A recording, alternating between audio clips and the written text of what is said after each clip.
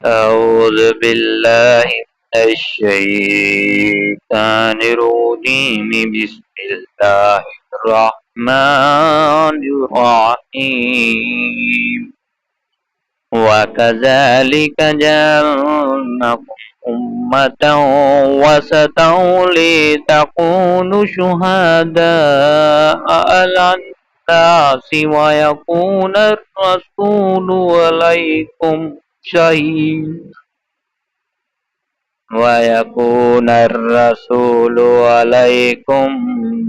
شهيدا وما جعلنا القبلة التي كنت عليها إلا لنعلم من يتبع الرسول ممن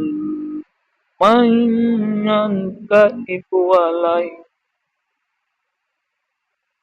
ممن ينقلب على عقبيه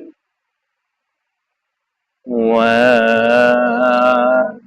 كانت لكبيرة إلا على الذين هدى الله وما كان الله ليضيع إيمانكم إن الله بالناس لرؤوف رحيم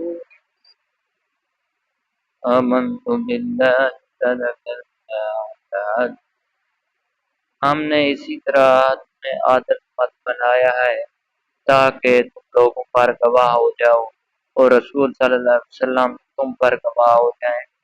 जिस किबला पर तुम पहले थे उसे हमने सिर्फ इसलिए मुकर्रर किया था कि हम जान लें कि रसूल का सच्चा ताबेदार कौन है और कौन है जो अपनी एड़ियों के बल पलट जाता है।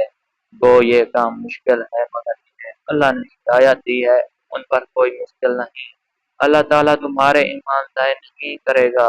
अल्लाह ताला लोगों के साथ शफ़क़त और मेहरबानी करने वाला है।